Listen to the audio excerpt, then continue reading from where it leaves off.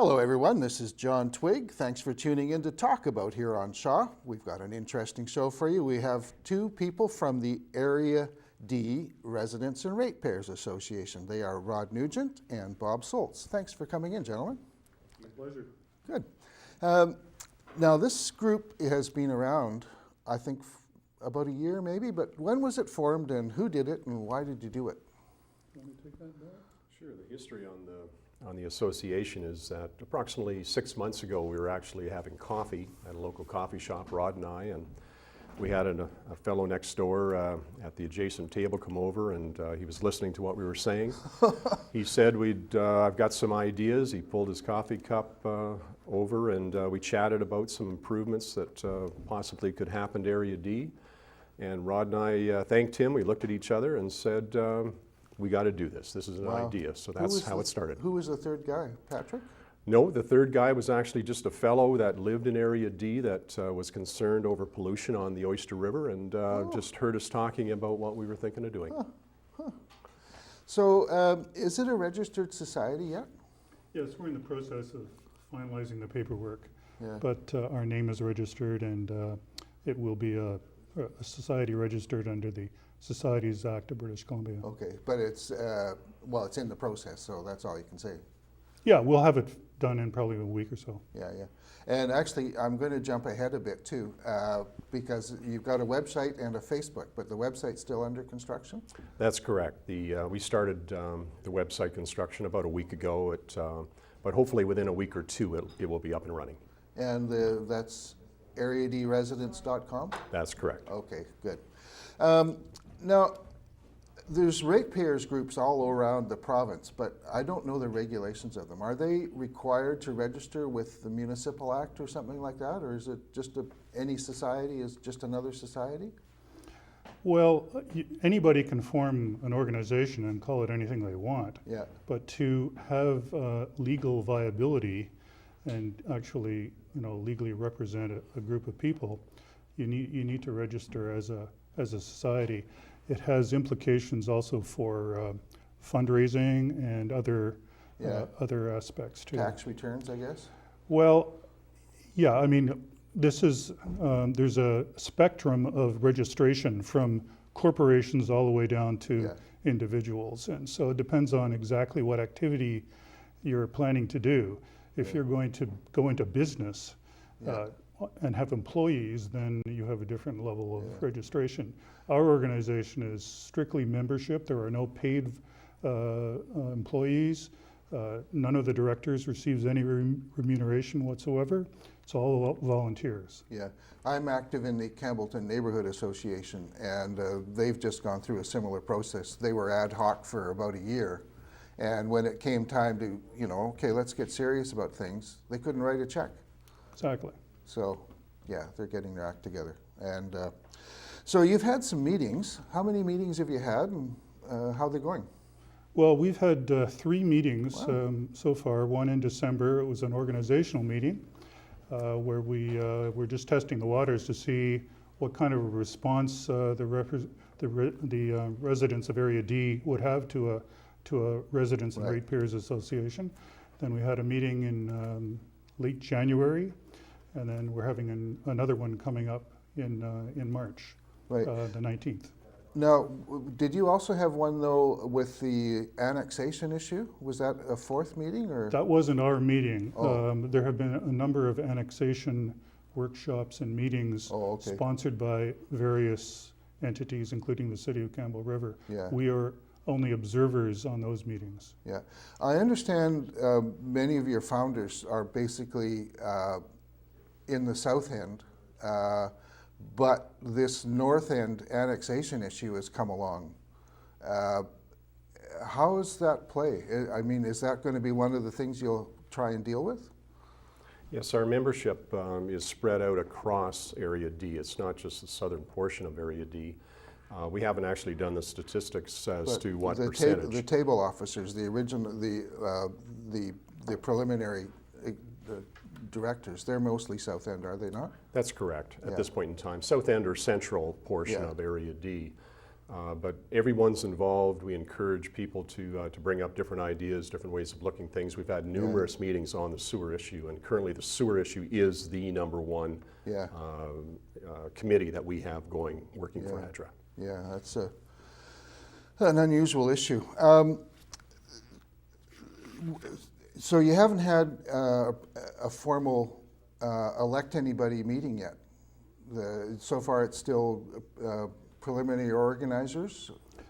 The Societies Act sets up societies with initial founding members, and then we set up a series of bylaws which include the election of new officers. Right. So in order to get an association off the ground, you need people in place at the beginning who are willing to put the time and effort involved. So, same as Campbellton, actually. and so, yeah, you're exactly right. So Area D Residents Association will have elections in due course to carry on the organization. It's not a one-shot deal. This is an ongoing operation. Yeah. I don't know of any other ratepayers groups around. I don't think Campbell River has one, do they? Well, the only one I'm aware of, or there are several, both Denman and Hornby Islands have very active and very elaborate residents associations. It's funny about islands really tend to come together and get organized. Yeah. There have been residents and ratepayers associations on Quadra Island and on Cortez Island that are now, I believe, not active, but have been in the past. Yeah. On Vancouver Island itself, there are some local area residents associations, but I'm not sure how active they are. Yeah. Where I was going with this, I was told, I guess it was your December meeting, that people had to pay to get in, or they had to sign in to get in, and then one person was sort of strong-armed out because he refused. I'm not sure about that. What was going on there? No, the December meeting was a completely open meeting. There was actually no registration required whatsoever. Okay, well, where was this one guy strong-armed out of? I was told that by 3 different people. The January meeting, it was a meeting actually just for members. Oh, the January. Yes, there was a meeting just for members. I got it. And we were trying to, basically get everyone to sign in at the front door. We've got a little bit of a learning curve to go through there as far as how we set up the meetings and everything else, but there was no strong arming. It was basically just trying to get people organized to go through the door to come in. One guy took offense, I know that. Okay, let's see where we are here. Why did you charge admission to the early meetings? No, actually there was nothing charged at the... Wasn't there $5? No, there was nothing at the December meeting. Everything is by donation only with ADRA. Okay. Now under the Societies Act, we do eventually have to start charging a membership fee per year, but that has not been established as yet. Okay. And my next question is, do you have a website yet? We've dealt with that, and registered society, and the South End.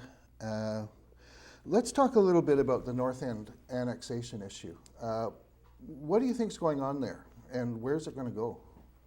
We've had many, many meetings on the Campbell River amalgamation process, not only with our members, but also the City of Campbell River. We're still trying to have a meeting with the regional district, which we hope to have next week on the amalgamation process, and as well with our area director. We have a meeting scheduled with her for Monday. We've taken the position that as ADRA members, we have to be neutral, or ADRA as an association has to be neutral on the file. We cannot tell one of our members to amalgamate and tell another member not to amalgamate. Right. So what we've decided to do is to thoroughly explore all of the facts, get all the information from whatever sources we can.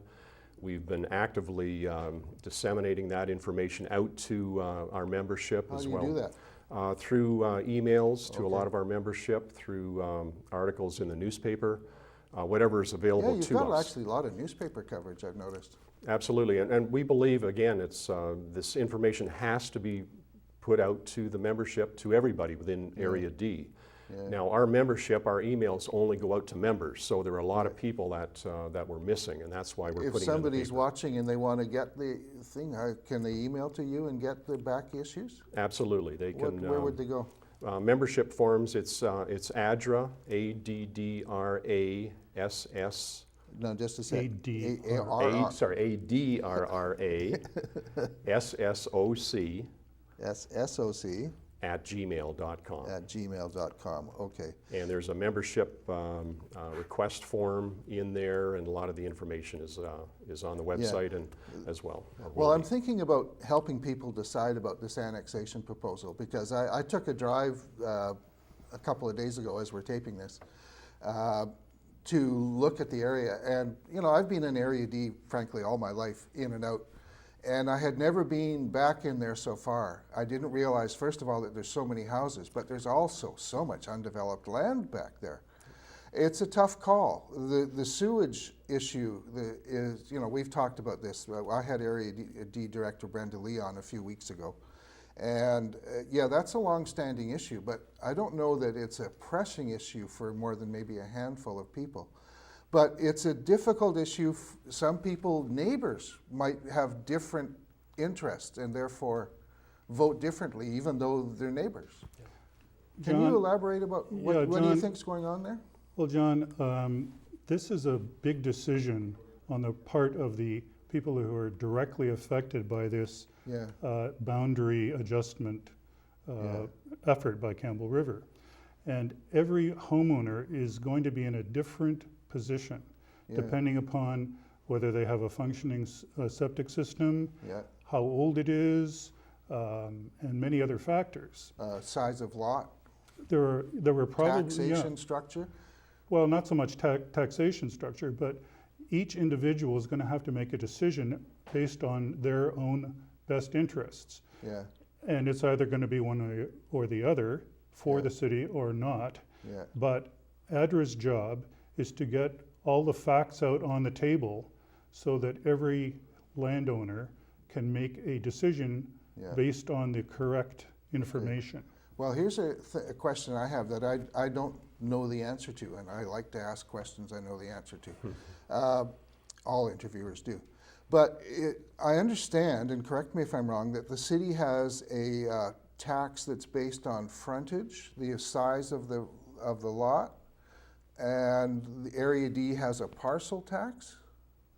Is that right, or is frontage an issue in this annexation proposal? From what I've been able to understand, frontage is not an issue. The cost of hooking up, if you're referring to No, I'm not talking about the sewage cost, the sewer cost. I'm talking about just plain, if they were in, what happens to their taxes?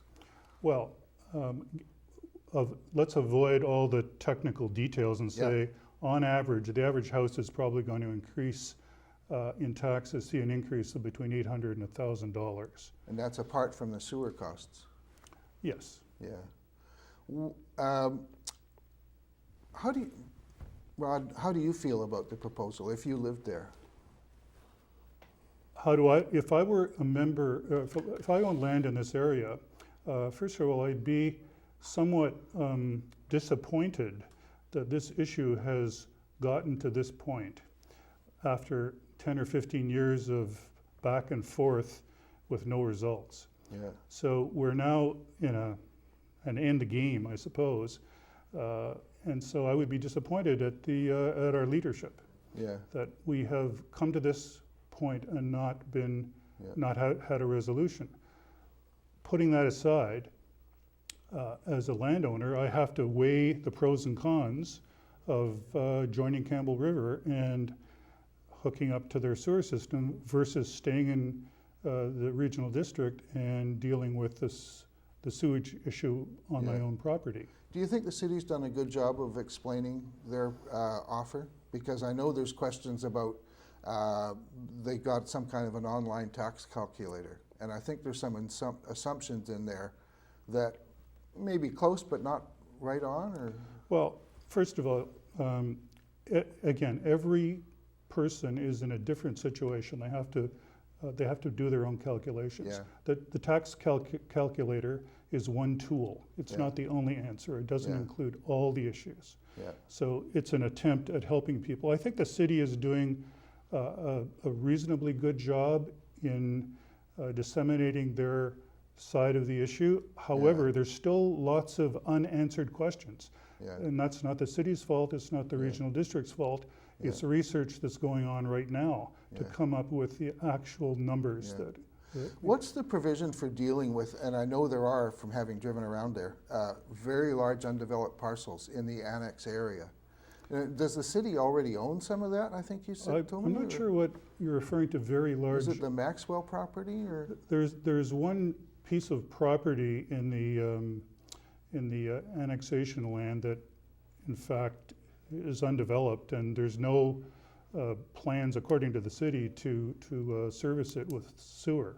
Yeah, So I think that, from what I can tell, it's a bit of a red herring on this whole issue. Really, Okay. the issue is hooking up these hundreds of properties, possibly, to a sewer system. yeah. That's really the point. How many of the hundreds are dysfunctional sewers right now? That is a really good question. I've heard no- different answers. I've no, heard but- almost none to dozens. Nobody knows. Yeah, There is no statistics, there's no research on this. At the last information meeting of the city on the 27th of February, a representative from the Island Health basically made that statement at that meeting, that there is no research. They do not know the status of the septic systems in Yeah. that northern part of Area D. Yeah. And in fact, they would only respond if there were some complaints or if there was some major health issue. yeah. We Bob, actually how do you asked feel this. about all of this? Sorry, I was just going to mention that we actually asked the city if they had done any research into those statistics as well. Yeah. They had not, Yeah. and there is data available possibly at Island Health, but it's dated. It goes Yeah. way back, so we're not sure if Yeah. they're going to be able to pull some of those numbers for us or not. I'll just give you my impression, and whether or not you agree with it, we can have a discussion. My impression is that years ago there were quite a few problems, but in the intervening time while we waited for the city and the area to negotiate a sewer sharing agreement, a lot of those problems have been addressed. So there are probably several properties that would very much appreciate getting hooked up to the sewer rather than fixing their septic tank.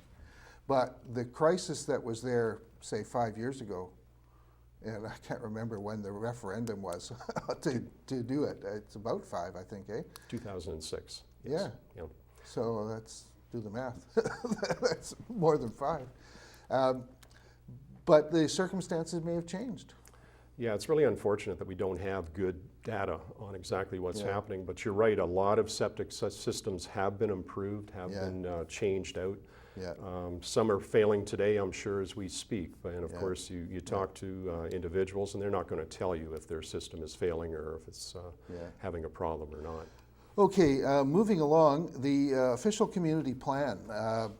I saw in some of the reportage out of a meeting that you wanted some delay in the process or some acceleration in the process. It's being reviewed, I gather, right now and updated, which is part of the official community plan system, is that there have to be periodic updates. Campbell River's going through it too. But how do you do ADRRA feel about the OCP? Absolutely. We, as a membership or as an association, we requested a 6-month delay of the first draft of the OCP being put out. That was basically to allow the sewer situation to be discussed and decided upon. We understand that they will not be delaying the first draft coming out. The regional district staff is moving forward on preparing that first draft, and it should be out sometime by the end of March. Now that's coming up very shortly here. Yeah. We've had meetings with the regional district on our vision for the OCP. We've talked generalities. We have a committee currently set up through ADRA, which is working on the OCP, Oh, the improvements that we'd like to see happening to the area. Yeah, I must admit, like I lived in Area D for many years. When I was 3 months old, I was up here before this city was connected to water. And when I heard that, oh, good, they're forming a Ratepayers Association. I mean, it's quite a large area when you look at Area D going all the way out to the mine out there. But it's also, from the Oyster River to Jubilee Parkway, there's a lot of variety in there. And it's, I guess, still growing. There's a lot of development, the Iron River Road area. It's time to get, I think, maybe a bit more serious about managing the region's affairs. It's a very diverse area. It's over 400,000 acres in size, but 90% of the population lives, as you just said, between Jubilee and the Oyster River. Yeah. There's a lot of agricultural uses in there. There's business developments. There's new homes being built. Yeah. There's schools that are having problems with enrollment, which we would like to address. We need younger people coming to the area. This is all part of the OCP process, and of course it takes time. You have to listen to your neighbors, your friends, the members of the association, and get ideas, and that's what we've been doing for the last 3, 4, 5 months. Yeah. Rod, when we were talking before the show, you mentioned you're developing an equestrian center at Oyster River lands. It's in the preliminary stages, but we're starting that. But that's that sounds very interesting. Yeah. Would it be like people riding just inside the property, or would they go down to the beach or up back into the forests? Or? Well, you bring up a good subject, which is area trails and recreational usage. Yeah. We would like to see a hiking trail structure, perhaps mountain biking and horseback riding. Yeah. Throughout the area, so we can connect all these wonderful trails up, so that they make it becomes an amenity for the residents, and it would also attract people from outside the area, tourists and such. It occurred to me I'm confusing equestrian centers with trail riding. As a kid, I used to go up to the Bar X Ranch, back there? I had so much fun. But equestrian center, is that kind of like dressage only, or were you going to do some of the both? It would be a traditional equestrian center where you would be able to board your horse. You would be able to get training in either of the riding disciplines, and actually turn it into a lifestyle. If you had a house close by the center, then you would be able to maybe keep a horse on your property, and then you'd get things like veterinary services and that sort of thing as How well. do you deal with the water there? Because having lived close to there, I know that water was an issue there. I think the city water ends at York Road. So how's the equestrian center going to deal with that? Because I think horses would need a lot of water. Yeah, in fact, I think I haven't tested. There's lots of water available here. No kidding. Bob is probably the expert on water, being an engineer and a geological engineer. What's your experience with the water, Bob? There's lots of water here. Basically, I've been monitoring the water, at least on my land, for the last 10 years. Through observation wells that we have. Even in a dry year like this year, water levels are still up to where they've always been, or even higher.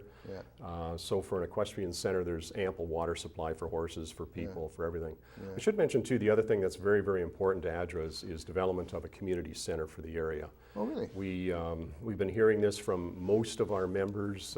People want a local hall where they can meet, they can play cards, they can have dances, whatever. We actually have a committee that we've established. They've been mandated to put together a rough preliminary drawing of a potential community center, cost out what that community center would take to build. Is this the Maple School area, maybe? No, we haven't established where this would be built. That still remains to be seen. It could very much be a donation of land through someone in the area. We believe in volunteerism. We'd love to get people to volunteer to build this, and we have had people come forward already to say that, yep, we're there. We'll, we'll help you build this. Okay. We're running low on time. Got to get this in. Is ADRR planning to run a candidate in the next civic elections? We're a non-political organization. Non-political and non-partisan. I guess they're slightly different. Well, Yeah.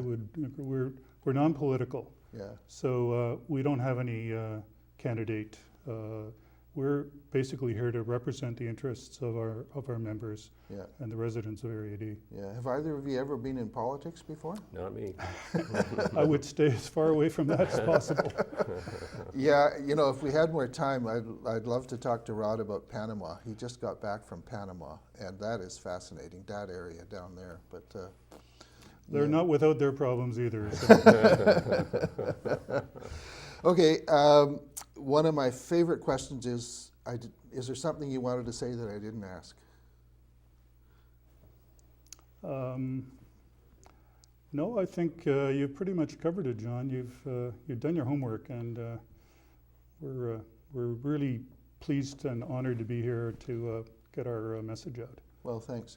And let's plug the next meeting coming up too. As we record this may rerun, so my apologies if this is sounding dated, but Wednesday, March 19th, 7 p.m. at Shelter Point Distillery.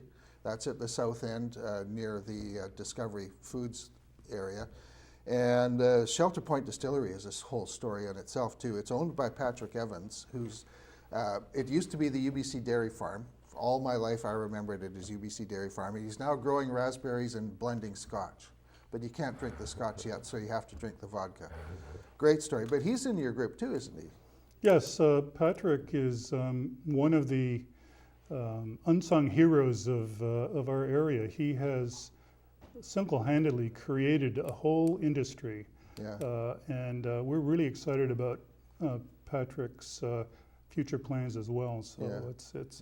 it's a success story, Yeah. and we'd like to see the rest of Area D, have similar success. So you guys would be in favor of keeping agriculture as part of the OCP? Absolutely. Oh, yeah, it's really It's important. very, very important. Good stuff. Well, that's a good place to end. So thank you for watching. This is John Twigg. Our guests have been Rod Nugent and Bob Solc, not spelled the way it sounds. But we thank you both for coming in, and best wishes to you. Thank you. Thank you. Okay, thanks volunteers. Thanks Shaw, and thanks Chaz and Marjorie. So tune in again, and we're on YouTube too.